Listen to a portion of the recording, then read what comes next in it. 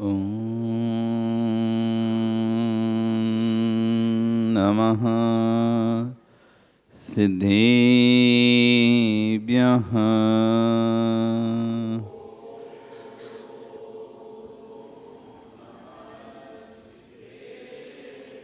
ॐ नमः सिद्धेभ्यः।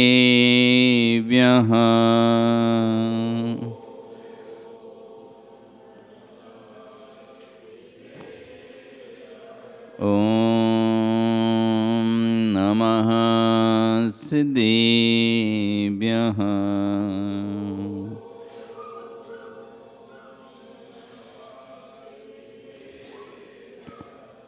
तिर्यणि खग्गिणाय रुत्तारी मोहे सिर सिरेण बिहू आईरी राऊ पसियो परवादीण्यो भविये जी लोए। नमो अरिहंताणं नमो सिद्धाणं नमो आयरियाणं नमो वज्रायाणं नमो लोए सव्यसाहुणं। बोलिए अनंत अनंत से परमेष्टि भगवान की, आदिरम आदिनाथ भगवान की, वर्तमान शासनिक महावीर भगवान की, आचार्य श्री विष्कुंद कुंद स्वामी महाराज की, आचार्य गुरु विश्वसागर जी महाराज की, अहिंसा में विश्व धर्म की, परम पूज मुनि श्री 108 अर्ज सागर जी महाराज की जय। भवबंधु, वर्तमान शासन न्यायिक वर्धमान स्वामी के शासन में तीर्थंकर प्रभु की चरण निश्रा में हम सभी यहाँ पर जिन देशना का श्रवण कर रहे हैं, कौन कौन ये नहीं पूछ रहे हम, जो भव्य मोक्ष जाएगा ये नहीं पूछ रहे, जो अव्य मोक्ष नहीं जाएगा ये नहीं पूछ रहे, हम ये पूछ रहे जानने की इच्छा किसको है?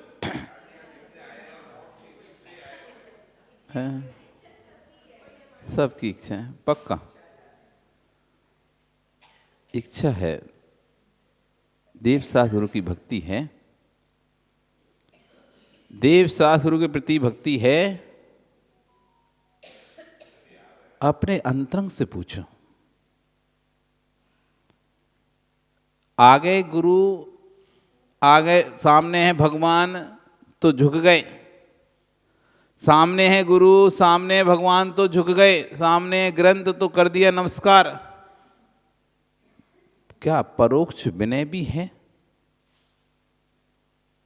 प्रत्यक्ष में दिख गया तो आप झुक गए, भक्ति दिखा रहे हो, और चला गया तुम अपने हम अपने, तुम अपने आप अपने। अंतरंग में भक्ति है क्या? अपने ही आपसे पूछना पड़ेगा। हम अवसरवादी हैं या भक्त हैं? काम पड़ता है तो भक्ति खूब होती है, घर में संकट पीड़ा आ जाए तो भगवान की खूब याद आती है, गुरु की खूब याद आती है, हमारा कष्ट मिट जाए, हमारा दुख मिट जाए, हमारी पीड़ा मिट जाए, महाराज आशीर्वाद दे दो, आप काम हो जाएगा। तो फिर हम सब, क्या उद्देश्य रहता है? दीव समय गुरु भक्ता पूज्येषु गुणानुर भक्ति। भक्ति कहते किसे? पहले तो ये पता होना चाहिए। आप बोले हमें भक्ति है, भक्ति है भगवान के प्रति, गुरु के प्रति, शास्त्र के प्रति भक्ति है, खूब भक्ति है। भक्ति मतलब बस जाके नमस्कार कर देना? क्या होता है भक्ति का मतलब? कहते किसे भक्ति? गुणगान करना। गुणगान तो वो गाने बजाने वाले आते ना, वे भी आपका पढ़ के गुणगान कर देंगे। भक्ति की परिभाषा पता होना चाहिए। आचार्य ग्रंथ पूछपात स्वामी महाराज सर्वार्थ सिद्धि ग्रंथ में पढ़ा है ना, सर्वार्थ सिद्धि नहीं हो तो पढ़ना।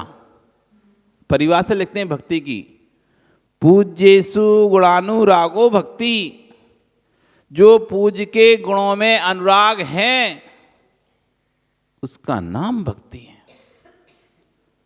जो पूज्य के गुणों में अनुराग है, प्रेम है, वात्सल्य है, उसका नाम भक्ति होता है।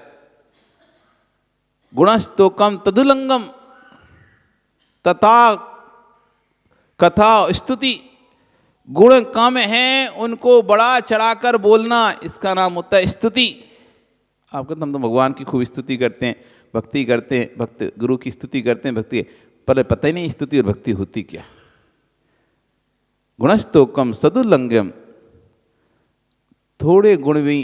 थोड़े गुणों को बड़ा चढ़ाकर कहना स्तुति कहलाती है, और पूज्य के गुणों में जो अनुराग भाव आता है वो भक्ति कहलाती है। अनुराग, अनु उपसर्ग पूर्वक राग, चारों तरफ से प्रशस्त राग जहां पर उत्पन्न हो जाता है, गुरु प्रभु जिनवाणी के प्रति प्रशस्त राग जहां पर उत्पन्न हो जाता है, जो राग आपको परंपरा से मुक्ति का कारण बनता है, उसका नाम है भक्ति। जहां किसी प्रकार का स्वार्थ, किसी प्रकार की इच्छा, किसी प्रकार की वांछा, किसी प्रकार की चाह नहीं होती, जो निकांक्षित भाव से होती है, निसंकेत भाव से होती है, उसका नाम है भक्ति। हमारी भक्ति में आकांक्षा होती है क्या? तो हमारी भक्ति नहीं है। फिर वो यदि हमारी भक्ति के, कोई तो कहे महाराज हम तो रोज आते, कभी कुछ तो मांगे नहीं, तो ये पता नहीं तुम कर क्या रहे हो, तो मांगोगे क्या? बहुत से लोग आके कहेंगे महाराज जी हम तो रोज मंदिर आते हैं, दर्शन करते हैं, बस भगवान के दर्शन के चले जाते हैं, हम तो कभी कुछ मांगा ही नहीं भगवान से, अभिषेक करके चले जाते हैं, हम कुछ मांगे नहीं भगवान से। तुमने भी भगवान को जाने नहीं है तो मांगोगे क्या? जाने नहीं तो मांगोगे क्या? तुम्हें पता ही नहीं तुम क्या करने आते हो रोज, बस तो इतना पता है कि रोज सुबह उठ के नहीं धोती दुपट्टा पहनना है और कलसा ढारना और घर चले जाना है, उतार के फिर नीचे धोती फेंक के लात मार के और चले जाना है उधर उधर। अरे जिन वस्त्रों को तुम पहनकर भगवान का अभिषेक करते हो, उन वस्त्रों को कचरा जैसे फेंक कर क्यों चले जाते हो? उनको ससम्मान घड़ी करके एक साइड रखना चाहिए। जिन वस्त्रों से हमने तीन लोक के नाथ, जिन वस्त्रों को पहनकर तीन लोक के नाथ भगवान के चरणों को छुआ है, अभिषेक किया है, काम खत्म हुआ और उनको ऐसे कोने में निकाल के फेंकते हो जैसे कि ये तो शूद्र हो। अरे इन वस्त्रों से भगवान को अभिषेक किया है, कम से कम धो नहीं सकते तो घड़ी करके एक अच्छे स्थान पे तो रखो। ये वो वस्त्र हैं, अपने घरों में ऐसे वस्त्र फेंकते हो क्या? अपने घरों में ऐसे वस्त्र उतार के तो बढ़िया शांति से टांगते हो खूंटी पर, नीचे ना गिर जाए, गंदगी ना हो जाए, फैल ना जाए, घर साफ होना चाहिए। और यहाँ पर टॉवेल ली, वो फेंक रहा है वहां, उसने फेंकी वहां, उसने कपड़े उतार के फेंके वहां, जैसे कि तुमको खा रहे थे, चुभ रहे थे। कम से कम विवेक तो रखना चाहिए। हमने इन वस्त्रों से क्या किया था? ये कितने पवित्र वस्त्र हैं, इनको नहीं पहनूं तो कोई मुझे भगवान के पास छूने तक नहीं देगा। कितने भी कीमती से कीमती वस्त्र पहनकर आ जाओ, कितना महंगा सा महंगा वस्त्र खरीद लाओ, उनको धोके भी डाल दो तुम, तब भी कोई भगवान के पास आपको भटकने नहीं देगा। ये वो ड्रेस है, ये वो परिधान है जिसको पहनने से कोई भी आपको भगवान के पास आने से रोक नहीं सकता। रोक सकता है क्या? ये वो परिधान है जिसे पहनकर आप गुरु के हाथों पर ग्रास रखते हो। यदि ये परिधान ना पहने तो ना तो भगवान का अभिषेक कर पाओगे, ना गुरु को हार दे पाओगे। उस परिधान का सम्मान कैसा है तुम्हारे अंदर? विश्वास रखो, जब बंद की चर्चा सुनोगे ना तो वहां पे दो प्रकार अधिकरणम जीवा जीवा, बंद में जीव अधिकरण अजीव अधिकरण, दो प्रकार के अधिकरण है। अधिकरण मतलब आधार, किसी भी जीव को बंद होगा तो कोई ना कोई आधार चाहिए, तो उसमें दो प्रकार के अधिकरण होते हैं, जीव अधिकरण और अजीव अधिकरण। अजीव अधिकरण में अप्रत्यवेक्षित प्रमाण, जो अप्रत्यवेक्षित निष्ठापन उष्टापन ये सब आते, बिना देखे वस्तु रख देना, बिना देखे फेंक देना, बिना देखे कहीं भी बैठना, कार्य कारण कार्य प्रयास करना, वस्तु जिस कार्य के लिए थी उस कार्य को नहीं करके दूसरा कार्य करना, अथवा उसको फाड़ना, तोड़ना, फेंकना, ये सब अजीब अधिकरण है। ये आपके बंध के कारण बनते हैं, ये आपको कर्मबंध के कारण बन रहे हैं। आपको पता ही नहीं है कि आप जो कपड़ा उतार कर रख रहे हो वो आपको बंद करा रहा है। आपने तो निकाला और ऐसे फेंका जैसे कि आपका है ही नहीं है और आपको कल पहनना ही नहीं है, और उस पर लाता कुछ कुछ के नहीं चले जाओ। क्या वस्त्र था ये, कितना पवित्र वस्त्र था। कभी महिमा आती इस वस्त्र की, कभी महिमा आती इन कपड़ों की। जो कपड़े आपने सोले के पहने हैं वो कितने महिमावान हैं, आपके घर के कपड़ों से ज्यादा कीमती हैं, आपके कपड़ों से ज्यादा कीमती हैं। देव गुरु समय भत्ता, देव सास गुरु का भक्त होगा वो कभी भी इस तरह से देव सास गुरु के उपयोग में आने वाली सामग्री को लातों से ठोकर से नहीं फेंकेगा। क्यों तो भक्त है ना। जिन वस्त्रों को पहन के मुझे भगवान की भक्ति करनी है, जिन वस्त्रों को पहन के मुझे भगवान का अभिषेक करना है, मैं उनको ऐसे लातों में कैसे फेंक दूं। अच्छे घड़ी करके टेल पे रखेगा। भैया ये वो वस्त्र हैं जिनसे भगवान की भक्ति होती है। सम्मान आना चाहिए, बहुमान आना चाहिए। जब किसी इष्ट की कोई चीज आपको मिलती है, कितने बहुमान से उसे रखते हो। अरे ये हमें मिली, उसने दी है। कोई कहता है हमें दे दो, नहीं नहीं नहीं देंगे। अरे उसने दी है, इतने बड़े आदमी ने हमको दी है, इतने बड़े गुरु ने हमको दी है, हम किसी को नहीं देंगे। और ऊपर अच्छे सजा के रखता है। अरे एक एक्टर हीरो का भी कोई ऑटोग्राफ मिल जाए, टी शर्ट पे, शर्ट पे, रुमाल पे, कागज पे, तो उसको भी आदमी सजा। अरे भैया एक बार तो गजब ही हुआ, एक व्यक्ति ने को किसी एक्टर या क्रिकेटर से हाथ मिलाने का मौका मिल गया, उसने 10 दिन तक वो हाथ ही नहीं धोया। हाथ बांध के रखा था। ये वो हाथ है जो उस पर उसने लिख दिया था, मतलब पेन से इसके हाथ पे कुछ लिख दिया था। वो सोचता था हाथ धोऊंगा तो मिट जाएगा, मिट ना जाए, उसने 10 दिन तक वो हाथ ही नहीं धोया। आप सोचो, जब बहुमान आता है व्यक्ति के अंदर, जब भक्ति आती है व्यक्ति के अंदर, तो सम्मान अपने आप आ जाता है। और हम कह रहे हैं हम तो भक्त हैं महाराज जी, हम तो भक्त हैं, देव सास गुरु के भक्त हैं, भगवान के भक्त हैं। इधर अपने आप को भक्त मानते हो और उन सामग्रियों को, जो सामग्री भगवान के अभिषेक आदि में काम में आती हैं, उनको किस तरह से आप दुर्व्यवहार करते हो। एक तरह से दुर्व्यवहार। कोई आपके घर में आपके कपड़ों को फेंक दे, लड़ने खड़े हो जाओगे तुम। ऐसे कपड़े को फेंकता है कोई? कल फिर पहनना नहीं है क्या, जो इस तरह से फेंक रहे हो? हैं? अरे पत्नी तो सीधी कर दे उन्हें।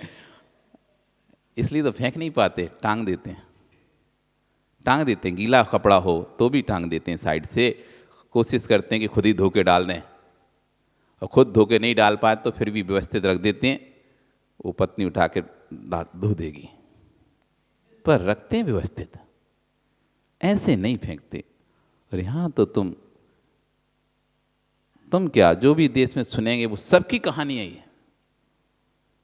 अभिषेक करने वाले जितने भी श्रावक हैं, आज तक हम इतना घूम लिए, कहीं भी ऐसे श्रावक नहीं मिले जो इन वस्त्रों की महिमा समझता हो। उन्हें लगता है क्या है, धोती दुपट्टा है, काम हो गया फेंको, काम हो गया फेंको, पुजारी धोता रहेगा, अब उनको क्या करना है। गमछा है, धोती दुपट्टा है, वहां ऐसे आप बाद में जाओ 10 बजे 9 बजे जाओ तो ऐसे चुटके से ढेरियां लगी रहती जगह जगह, ऐसी इधर टॉवेलों की ढेरियां, मतलब कोई इधर पड़ी है, कोई उधर पड़ी है, कोई दुपट्टा पड़ा है, कोई ऐसे पड़ा है, ऐसे ढेर सा लग जाता है, इतना ढेर सा लग जाता है।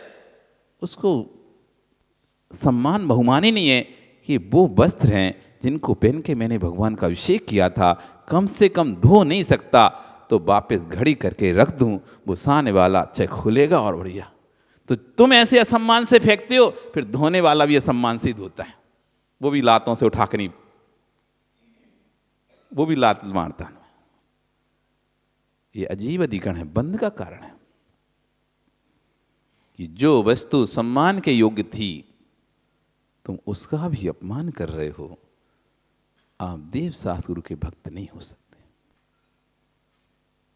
आप देव शास्त्र के भक्त नहीं हो सकते। इसलिए आचार्य भगवान कहे भक्ति पहले समझना पड़ेगा। सिर्फ यहां पर कलश धारना पूजन करना भक्ति नहीं है, यहां आकर कलश ढारना पूजन करना मात्र भक्ति नहीं है, अंदर में आस्था विश्वास श्रद्धा का होना भक्ति है। वो हमारे अंदर हमको ही नहीं पता है, वो हमारे अंदर हमको ही नहीं पता है कि नहीं है। और कोई यदि कह देता है तो हम ऐसे भड़क जाते हैं, ऐसे लड़ने लगते हैं जैसे कि सामने वाला हमारा शत्रु हो। और हर बार यही कहते हैं, यही है, यही टोकता रहता है, हमें देखो जब देखो तब, और तो कोई कुछ नहीं बोलता। सीसी को हमारी कमी दिखाई देती है, यही टूकता रहता है, यही बड़ा ज्ञानी बन गया, पंडित बन रहा है, बड़ा ग्रंथ पढ़ ली इसने। अरे अच्छी बात यदि कोई छोटा बालक भी कहे तो वो भी स्वीकार करना चाहिए। ऐसा नहीं सोचना चाहिए हम बड़े हैं तो हम छोटों की नहीं सुनेंगे। कोई भी बात यदि अच्छी हो तो बिल्कुल सहज स्वीकार, अपनी कमी मानकर उसको स्वीकार करके सुधार करना चाहिए। नहीं पता तब तक गलतियां हो गई, उनका प्रायश्चित करना चाहिए, और आगे गलतियां ना हो उसका संकल्प करना चाहिए। तब तो आप देव गुरु समय भत्ता कहलाएंगे। तो ऐसा ना हो, नहीं तो बहुत सारी ऐसी होती हैं। एक घर में हुई लड़ाई, किस बात पर? पानी की नाली निकालना था, गंदा पानी की नाली निकालते ना, इसको लेकर लड़ाई हो गई कि नाली यहां से निकलेगी कि यहां से निकलेगी। अब लड़ाई हो गई, सॉल्यूशन नहीं, पंचायत बिठाई गई। पंचायत बिठाई गई, विमल कुमार जी बैठे थे निर्णय करने के लिए। उन्होंने कहा भैया कायदे से नाली तो यहाँ निकलेगी, कायदा तो ये कहता है जिस तरह का व्यवस्था बन रही है। तो जिसने बुलाई थी पंचायत वो कहता है विमल कुमार जी बात तो आपकी बिल्कुल सत्य है, नाली तो यहीं से निकलनी चाहिए। सरपंचों की बात मंजूर है लेकिन नाली तो यहीं से निकलेगी। बात सरपंचों की मंजूर है, बिल्कुल सही कह रहे हैं, लेकिन फिर भी नाली तो यहीं से निकलेगी। तो ऐसी स्थिति हमारी है। महाराज सही बोलते हो, महाराज अच्छा बोलते हो, महाराज बढ़िया बोलते हो, करेंगे तो हम वही है, नाली तो वहीं से निकले, भले आप कहीं बोलो। ऐसी स्थिति हमारी है। सुनते हैं, जानते हैं, समझते हैं, लेकिन करते वही हैं जो हमारी आदत में आ चुका है। आज भी तुम देखना, आज हमने बोल दिया ना अपने कपड़े घड़ी करके रखना। विमल जी आखिरी में जाते हो क्या? मंदिर से आखिरी में जाते हो ना आप तो, हमारे पास से 9, साढ़े 9 बजे 10 बजे तक नहीं, आप हमारे पास से जाते हो ना तो नीचे आके देखना, आज भी, आज कहने के बाद भी तुम्हें दिखाई देगा। क्यों दिखाई देगा? ऐसे तो कहते ही रहते हैं। सुनो माताओं, उठाना महत्वपूर्ण नहीं है, वस्तु मिलना महत्वपूर्ण नहीं है, वस्तु पूर्व पुण्य के उदय से मिल जाती है। वस्तु मिलना महत्वपूर्ण नहीं है, वस्तु पूर्ण पुण्य के उदय से मिलती है। वस्तु का संरक्षण करना महत्वपूर्ण है। धन कमाना महत्वपूर्ण नहीं है, धन की को रक्षा कैसे करें। रिश्ते बनाना महत्वपूर्ण नहीं है, रिश्तों को बचाकर कैसे रखें। रिश्ते तो दोस्ती मित्रता बनाना महत्वपूर्ण नहीं है, खूब बन जाएगी, लेकिन उसको आगे कैसे चला पाए ये महत्वपूर्ण होता है। ग्रंथों को निकाल के रख लेना, पूजा कर लेना ये नहीं है। अब उनके अंदर तुम्हारे चाल भरे हुए हैं, लौंग भरी हुई है, उससे ग्रंथ फट रहे हैं, कागज फट रहे हैं।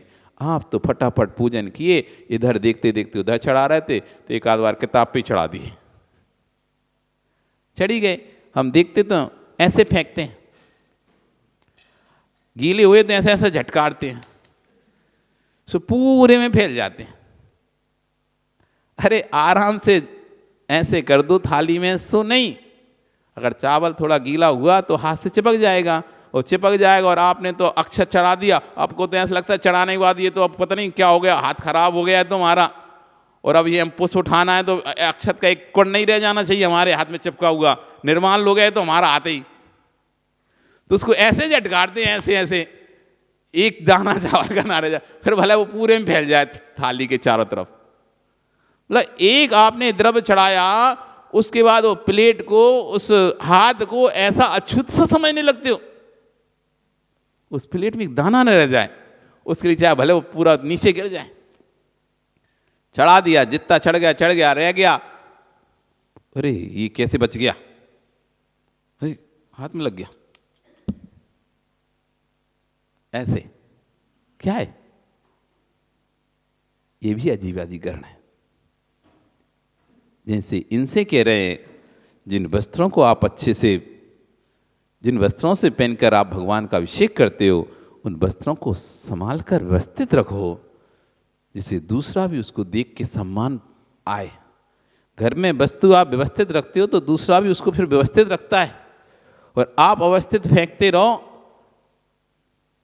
घर में घर की देहरी पर पैर रखते हैं, घर के माहौल का पता चल जाता है। आप किसी घर में प्रवेश किए, इधर टॉवल पड़ी है, इधर झाड़ू पड़ी है, इधर कचड़ा पड़ा है, इधर बेडरूम में वैसे बिस्तर पड़े हुए हैं, इधर जूता चप्पल सब पड़ा है, आप समझ जाओगे यहाँ के रहने वाले लोग प्रमादी हैं। इस घर में रहने वाले लोग प्रमादी हैं। इनको घर की साफ सफाई का कोई भी विवेक नहीं है।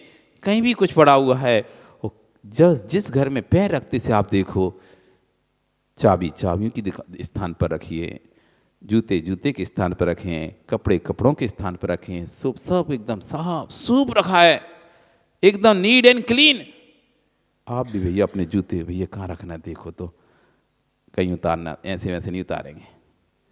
आप भी व्यवस्थित जगह पर ही उतारोगे, फिर जहाँ व्यवस्थित पड़ा तो आप भी कहीं भी उतार के नहीं घुस जाओगे, और आप देखोगे पैर तो गंदे नहीं है, जूते तो गंदे नहीं, इतना क्लीन नीट अच्छी स्थान है, अपन जाए पूरा गंदा गंदा दिखेगा भी। तो आप भी फिर हाथ पैर धो के व्यवस्थित होके अलर्ट रह के रही, सामने वाला इतना साफ सुथरा रह रहा है, मैं गंदा जाऊंगा तो अच्छा नहीं लगूंगा।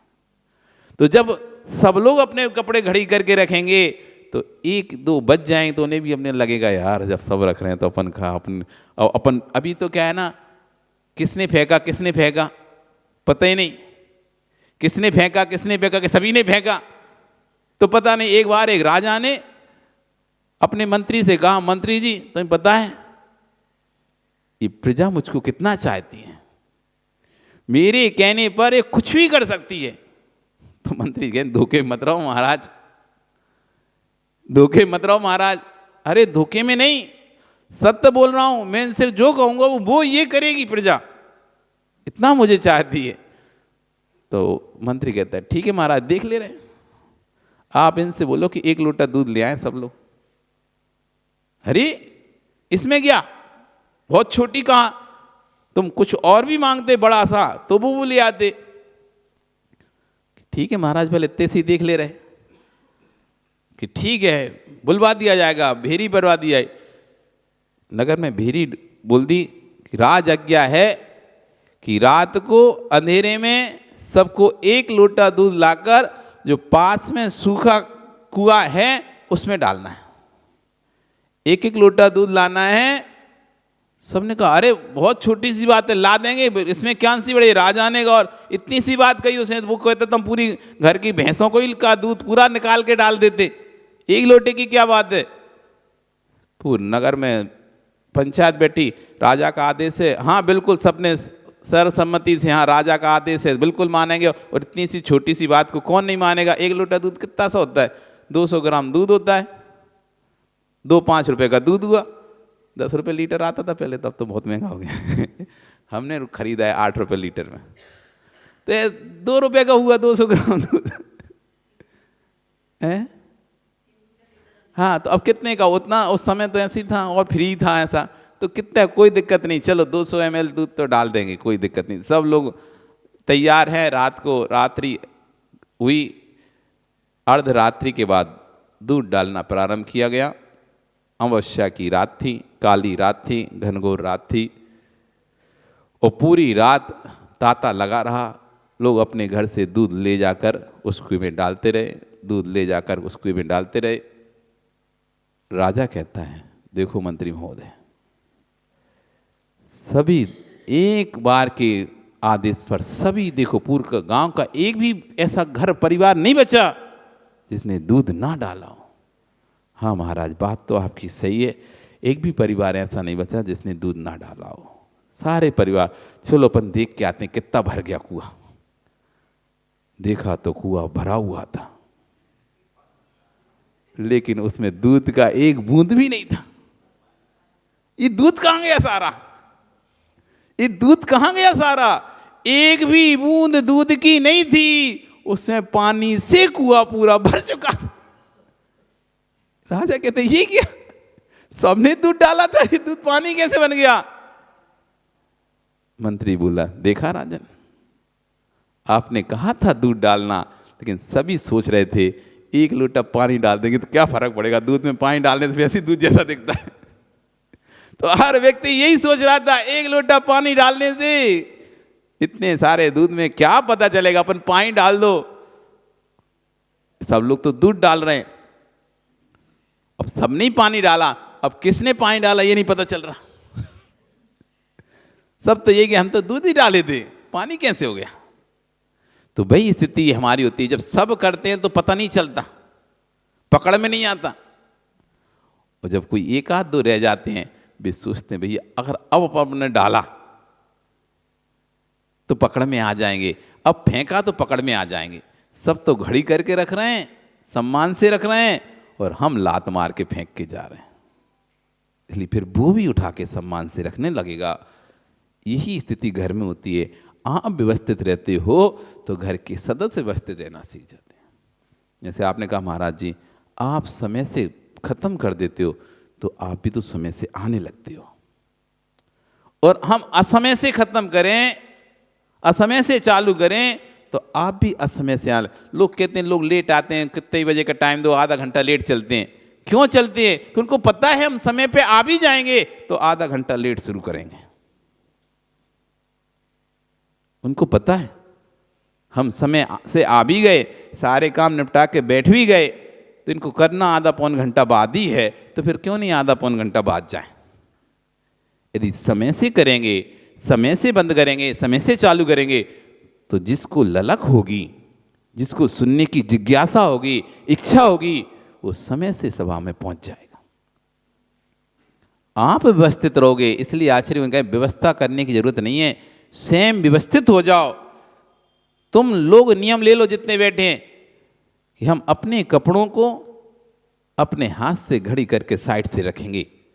हम अपने कपड़ों को नहीं फेंकेंगे। जो कपड़े हमने पहने, भगवान का अभिषेक किया है जिन कपड़ों से, जिन कपड़ों से गुरु को आहार दिया है, उन कपड़ों को हम अपने हाथ से घड़ी करके रखेंगे। विश्वास मानना, तुम इतनी तो लोग हो, इसमें 10-20 और आगे पीछे कर लो, इससे ज्यादा कोई नहीं है। तो जब इतने लोग घड़ी करेंगे तो आने वाले 10 लोग अपने आप घड़ी कर देंगे। ये बच्चे तुमको जब देखेंगे कि बस तुमको घड़ी करके रखना पड़ता है, तो ये स्वयं घड़ी करना प्रारंभ कर देंगे। और एक समय ऐसा आएगा, ये नियम हो जाएगा, ये आदत में आ जाएगा। वस्त्र उतार के कोई फेंकेगा नहीं, वस्त्र उतार के सब सम्मान से घड़ी करके रखेंगे, तो कोई भी बाहर का जब व्यक्ति आएगा तो वो आपसे प्रभावित हो जाएगा। ओहो हो, वो इधर फेंकने की कोशिश कर रहा था, तभी वो देखेगा ये भैया क्या कर रहे हैं, ये सब तो अपने अपने कपड़ों को घड़ी करके रख रहे हैं। वो फेंक भी देगा, उठाएगा, फिर से उसकी गठान खोलेगा और वापस घड़ी करके रखेगा। देख लेना, आप भी कहीं बाहर जाते हो तो पहले इधर उधर कूड़ा फेंकते हो, लेकिन दिखता कि यार कूड़ादान रखा हुआ है, सब उसमें फेंक रहे हैं। फिर आप फेंकने के बाद जाते हो, उसको उठाते हो वापस और फिर उसको कचरे के डिब्बे में डाल के आते हो। जो आप देखते हो कि सब लोग व्यवस्थित हैं, सब साफ सफाई का ध्यान रख रहे हैं, फिर आपकी हिम्मत नहीं होती गंदगी करने की, नहीं होती हिम्मत। ऐसे ही जब आप लोग ही अपने अंदर दृढ़ संकल्प कर लोगे, अपना अपना, दूसरे का नहीं, मैं अपना पहनूंगा, अपना घड़ी करके साइड से रखूंगा। ये वो वस्त्र हैं जिन वस्त्रों से मुझे कल भी भगवान का अभिषेक पूजन करना है, इनको मैं ऐसे लातों में ठोकरों में नहीं डालूंगा। एक अच्छी टेबल पर घड़ी करके, सबको पता रहेगा ये अशुद्ध वस्त्र हैं, घड़ी करे भरे हैं लेकिन अशुद्ध हैं, बाद में उन्हीं को धो के डाल दिया जाएगा तो शुद्ध हो जाएंगे। तो ऐसा यदि हम अपने अंदर स्वयं संकल्प कर लेते हैं, मोदी जी कह रहे हैं भारत स्वच्छ भारत अभियान वे चलाए जा रहे हैं, स्वच्छ है, अब मंदिर स्वच्छ नहीं रख पाते, वे स्वच्छ भारत अभियान की बात करते हैं, स्वच्छता की बात कर रहे हैं, और हम अपने को ही गंदगी में रखते हैं। इसलिए स्वच्छ रहोगे, स्वस्थ रहोगे, स्वस्थ रहोगे तो प्रसन्न रहोगे। आप देखना, जब आप अपने हाथों से अपने कपड़े को घड़ी करके रखोगे, उस समय आपके परिणाम कितने प्रशस्त होंगे। आपको अगले दिन पहनने पे बहुमान आएगा, बहुमान आएगा। बहुमान, बहुमान समझते हो कैसे कहते हैं? बहुमान, आदर, आदर, आदर। ये कहते हैं ना, जिनवाणी का बहुमान करो। जिनवाणी आ रही है, आप फटाक से खड़े हो गए, ये जिनवाणी माँ है, ये विराजमान हो रही है, खड़े हो गए। पहले सभाएं चलती थी ना, शाम को वाचना होती थी, तो क्या होते, सावधान जिनवाणी आ रही है, तो सभी लोग अपने स्थान पर खड़े हो जाते थे। गद्दी पर जिनवाणी रखी विराजमान होती तो बहुमान करते थे, सिर पर रख के लेके जाते थे। अलमारी में रखना है तो सिर पर रख के लेके गए, लाना है तो सिर पर लेके, इसका नाम था बहुमान। बहुत मान देना, मान नहीं सम्मान देना उसको, बहुमान में नहीं, बहुत सम्मान देना। जब कोई आपके यहाँ बहुत व्यक्ति आता था, बहुमान, गाड़ी में बैठो ऐसे, जी साफ साफ साफ करके अच्छे से अच्छे सोफा, अरे नहीं आप बैठो, आप बैठो, ये भी लो, ये भी लो, ये भी खाओ, ये भी करो, ये भी करो। आप बहुमान देते हो, सब आपका ही है। आप तो बोलो क्या चाहिए, आप जो बोलो, अरे पैसे ही वैसी कोई बात नहीं है, आप तो बोलो बस, अरे पैकिंग कर दे कर दे कर दे, सब दे दे। बहुमान, बहुमान आना चाहिए। सम्यक ज्ञान का एक अंग है बहुमानाचार। सम्यक ज्ञान का एक अंग है बहुमानाचार, कि ग्रंथ हमने रखे यहां पर, इनको ऐसे नहीं छोड़ूंगा, ये जिनवाणी है, बहुमान आना चाहिए। मैं वापस अलमारी में अच्छे से जमा के जाऊंगा। देखो तो, जिसने जमाए थे कितने अच्छे जमाए थे, लेकिन हमने इधर से खींचा, इधर से खींचा, इधर से खींचा, अब वो बड़ी के बीच में छोटी फंसा दी, छोटी के बीच में बड़ी फंसा दी, टेढ़ी आड़ी फंसा दी, पूरी सुंदरता बिगाड़ दी। अगर हम जहाँ से वस्तु ली होती वहाँ पर रखते, वैसे ही रखते, तो आज भी वैसी सुंदर होती। लेकिन हमारे अंदर बहुमान ही नहीं, जिनवाणी का आदर ही नहीं हमारे अंदर। पढ़िए तो पढ़िए, पानी लगा तो पानी लगा, चाल भरे तो चाल भरे, फट रहे तो फट रहे, और बच्चे को और ले आएंगे साथ में एक आध, तो उसको और एक पकड़ा देंगे, तो वो बैठ के फाड़ता रहेगा। हाँ, पोते को ले आए साथ में, अब तुमको करनी थी पूजन और पोता कर रहा था ऊधम, तो क्या करें, ये पकड़ ले बेटा ले। सो एक उसको पकड़ा दी पुस्तक कोई सी पतली सी, और वो बैठा है जमीन पर, पटक रहा है, खा रहा है, फाड़ रहा है, मोड़ रहा है। तुम तो अपनी पूजन लगे, जय जय जय नाथ परम गुरु होए, जिनवाणी फटे सो फटे, हमरो कल्याण हुए। है, विकल्प ही नहीं हमको। माला पकड़ा दी, वो तोड़ रहा है, घुमा रहा है, ऐसे ऐसे कर रहा है, पैरों में बांध रहा है, खींच रहा है, आपका बहुमानाचार। हमारे अंदर कोई भी विकल्प नहीं है, कोई भी नहीं है। आप देव गुरु समय भत्ता नहीं है। आप समझ में आए हैं देवदास गुरु का भक्त कैसा होता है? अभी तो थे ना आप भक्त, अभी भी हो क्या? अभी तो और व्याख्या इसकी अभी तो शुरू की नहीं है व्याख्या हमने, अभी तो आपका समय हो गया, कल फिर आओगे, पर आ रही तो और चर्चा करेंगे। बोली भगवान महावीर स्वामी की।